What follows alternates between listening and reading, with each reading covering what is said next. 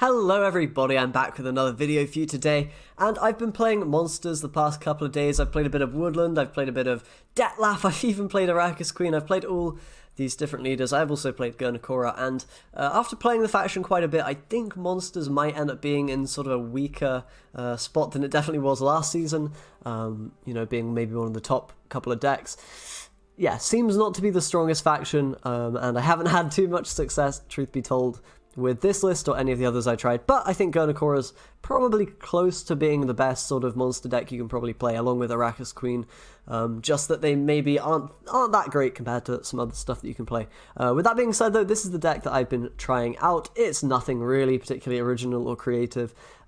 It's just Gernichora with a bunch of, you know, big boys. We're not playing Osril in this version, but we are playing the Spear Tips, you know, Proto, Katakan, etc. A lot of big chunky guys at the top end, Griffins as well, and a lot of Thrive units for the engine power.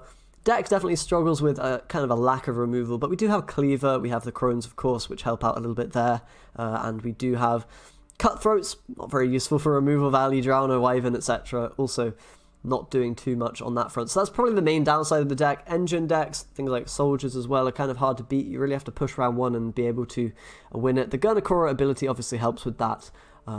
But definitely if you have a kind of unsavory hand, then it can be quite tricky to actually win, I think, with this deck. But, you know, if you draw well, you're pretty fine. One interesting thing you can do to kind of negate the dominance nerf, especially on Rider, is you can actually play the Gernichora fruit and then the Rider, and they will come out. Obviously the fruit will be the highest unit on the board if the opponent doesn't have anything else on their side. So that's a little thing you can do to kind of sidestep that nerf if you are first play in a round, or in round 2 or whatever. You don't necessarily need to have a unit on the board to make Rider work.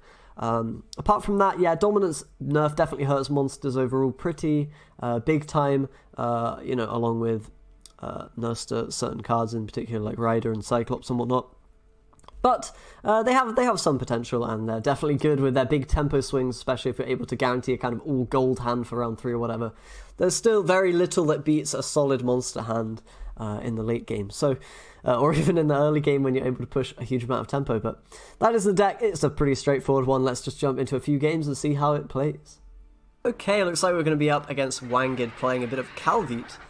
Wonder what he has got in store for us today. We're on the blue coin, and hand is looking okay. We've got quite a lot of golds, which not necessarily a good thing for round 1, but Crone is very nice to have. I think we can get rid of maybe a Cutthroat, and yeah, I guess again, we don't really have the Foglet or whatever to thin out, which is a bit of a shame, but the hand's fine, I guess, so we'll keep it.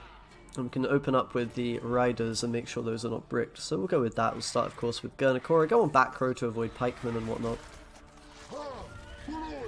Sounds like a good idea.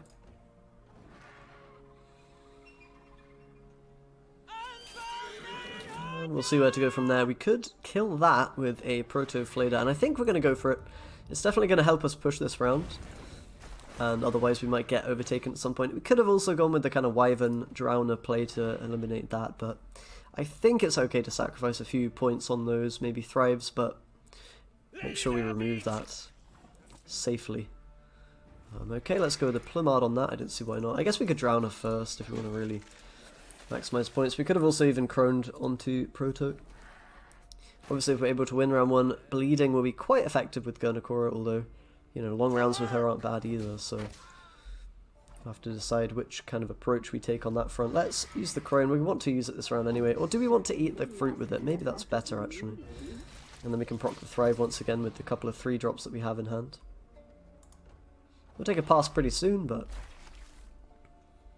not necessarily just yet.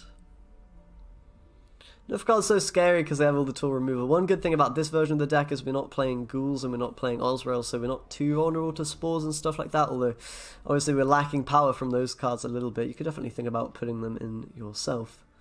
Ghoul is probably a card that should be in this deck, but, you know, I kind of, whatever, missed that one in favour of some other stuff, but it's going to be a bit of vitality on there, dude. Let's go with the Gernichora fruit again, of course, and I probably should have played this on back row, but at this point it doesn't really matter too much. We can deny the vitality on that, and we'll play tactical advantage now. If we get the pass from them, it's probably not too bad of a thing. We've, you know, played a few good cards here, but really not that much that we're worried about. On the other hand, they haven't played anything too strong, right? So only bronzes from Wanged in this round 1. Might mean they have more tools for later.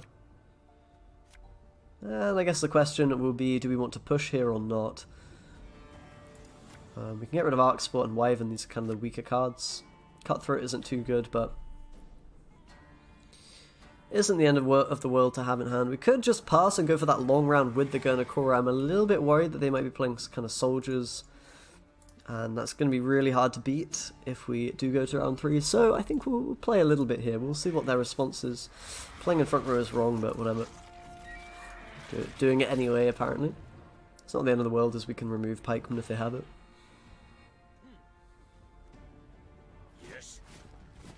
And there is pikeman. And you know what, I think we will go for it, because there's not really much else that we're going to want to remove, probably from a Nilfgaard opponent. So just make sure to get rid of that, effectively. Probably should have played into the back row, but I don't think it's the biggest deal ever. Right now we're pretty damn far ahead in points. We can probably get rid of this Cutthroat and not feel too bad about it. That being said, I mean, they can of course slave inventory this and get value on that. But I don't think it's the end of the world.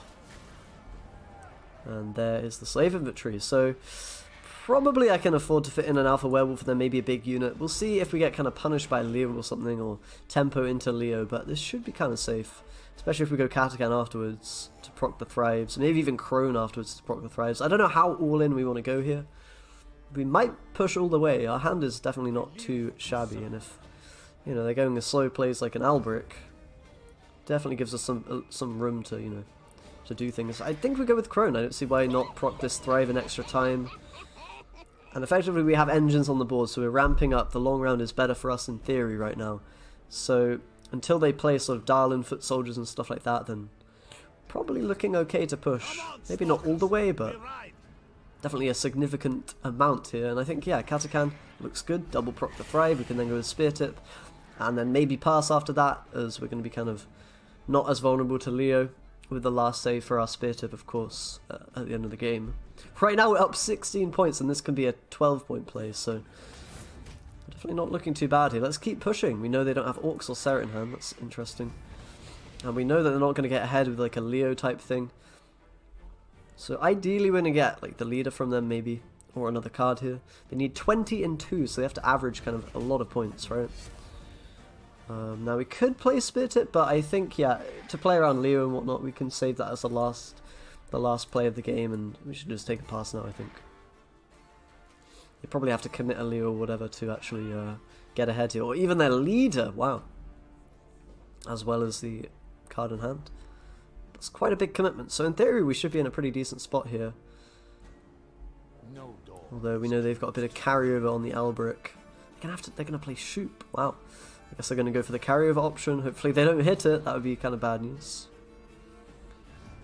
Ah, they did. That is unfortunate. If they didn't, I think we'd be in a very good spot here. But 8 points is significant. That's kind of a whole card, or even more. It's more value than we're going to get from Gernichora here, presumably. And the cards we have left in deck are not very good, it must be said. Foglet can go away. I guess Cutthroat as well, as we can eat the Arcspore with Griffin. It's not that bad of a play. I mean, it's not particularly great either, but it's better than nothing, I guess. In theory, we might be winning this. It's possible. But it just comes down to how good their hand is. We know they have Albric pulling, one card of their choice. Shillard hurts the Spear Tip. Maybe playing this last round would have been a consideration. So we're 14 down and no real way to catch that up. It's kind of unfortunate. Yeah, maybe playing that last round would have been a good idea. Arbalest going to come down. That's not very good for them, thankfully. So let's go with the Thrive unit here. Let's see what they go with. They really don't need very much to beat us here. Letho, not with a lock or anything, but it's probably enough to beat us most of the time, if not all of the time here. And it's going to be an Asaya. That's going to be more than enough to take the game, it seems like. weren't that far off. We probably would be losing that even without the Shoop Carrier, which just shows how damn powerful Shillard is against this deck. Anyway, let's jump into another game and see if we can do better next time. Foltest's going to be the next opponent. Let's see if we can get a better result this time. Probably the mistake there was just not pushing all the way. We should have probably gone in since our hand was so good and our draws were going to be so bad. I think trying to just win it there and then probably would have been a better idea. But what have we got here? We've got the thinning, that's good. We've got double Plumard, which, you know, is not too bad for a round one sort of jam deal, if you will.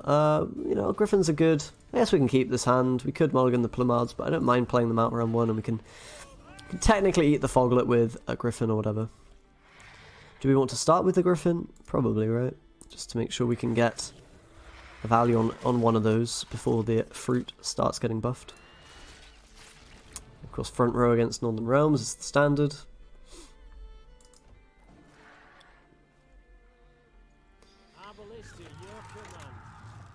We'll see how bad it is not having, you know, removal here for all their stuff. Let's go with the Riders now, I guess. We could go with Plumard as well. Maybe that's actually better, as it will allow us to kill that Arbalest next turn if we want to. Which it might be worth doing, as that's going to, you know, ramp up in value very quickly. Nasty business, that. Vincent actually going to come down. Okay. It's a pretty big tempo play. We can play the Drowner, of course. We kind of want that to, you know, move a unit or whatever. We could even choose to Plumard this instead, but we're going to need to get the Thrive value at some point anyway, so I think this is fine. We'll get the highest unit as well, and then should set up for Riders and whatnot shortly. Cleaver is a play to remove another engine if we need that. And I mean, they're going with some pretty low tempo stuff here, so I guess we'll respond in kind and go with the Foglet. And then try to eat that with Griffin if we can. Get the thinning done. There's Botchling right on time for our Cleaver to hit it and kill it, so I think we go with that. Pretty nice answer to that engine. Kind of seeming to push the win here. Which isn't too bad. Okay, these guys are going to get him a lot of points. Let's, you know, get this Foglet out while we can. Probably quite important to do that. Not the strongest Griffin play, but, you know, it's a secondary use for it. We do have Harpy and Buress in the deck to eat stuff. We just need to kind of get them, right? Okay, I guess we maybe should have Plumarded last turn. We're kind of losing value on it now, but this is still fine, I think. Going to get the clock ticking on those bleed points of value, but we do miss out a little bit if this round goes all the way, because obviously don't have a four turns left at this point. Willem into Sabrina. Okay, I mean, it's not even that scary. I don't think I want to pass just yet. Let's play the Riders and get those out the deck. Winning this round would be really nice, because then we can put on a little bit of a bleed. I don't even know if we necessarily want to do that, but it's a thing that we might be able to do. And they're actually going to go with Arkvist here, okay.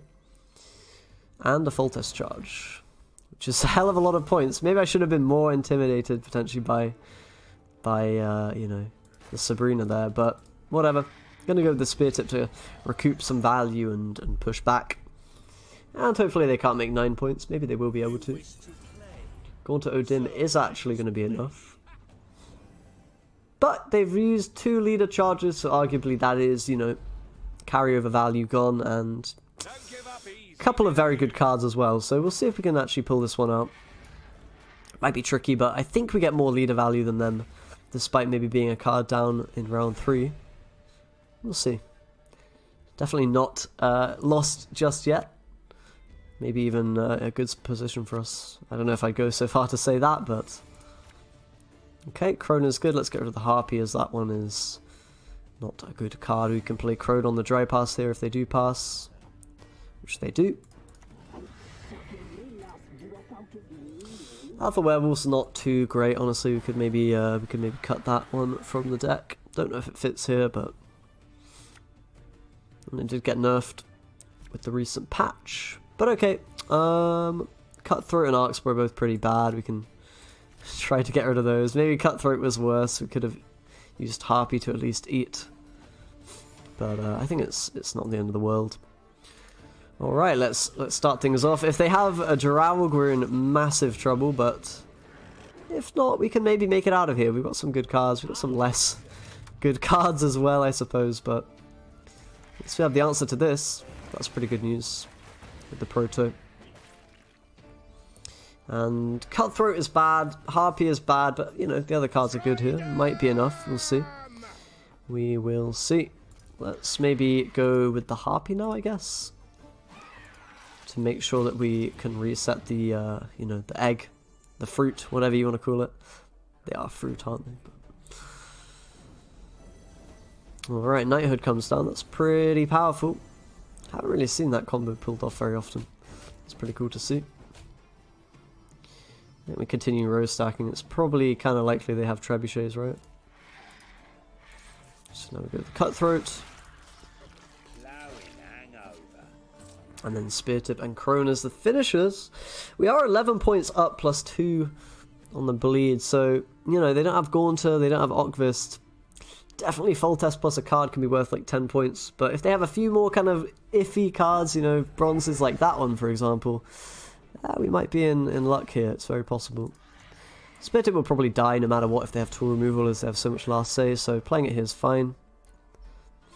And then Crone to maybe remove an engine if they have, you know, a lot of those. Maybe I should have killed the Trident, to be honest. That was, you know, potentially a bit of a mistake. There's really no point killing this, because even if they have 2 order units, they can proc one with Foltest anyway, so unless it's Revenants or something, in which case maybe that's wrong to not kill. They do need a lot of points here, and it looks like they just might not have it. I mean, they used so much of their good stuff round 1, and of course that was maybe not worth it for them, but who knows. We've still got one last play available. Could kind of wreck us, potentially.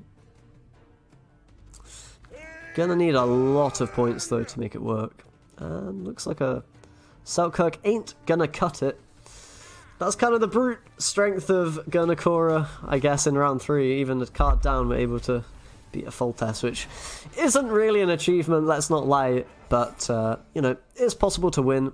I would say Monsters isn't looking that hot, though, this patch. Probably Nilfgaard is quite decent, and I'd say Scoia'tael as well, and Skellige. I'd say those are probably going to be the 3 top factions. Monsters might take a backseat this time around, but we'll see. I'll wait a few more days and then, of course, do the meta snapshot as always.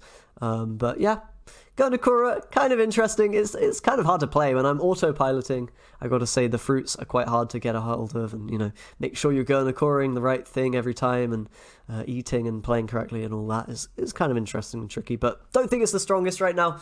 Honest hot take on that. Anyway, thanks very much for watching, guys. Do subscribe as always if you would like more Gwent videos. I will be doing more and more, as I always do. I don't know why I'm going off the script here, so to speak. Anyway, thanks again, and yeah, I'll see you next time.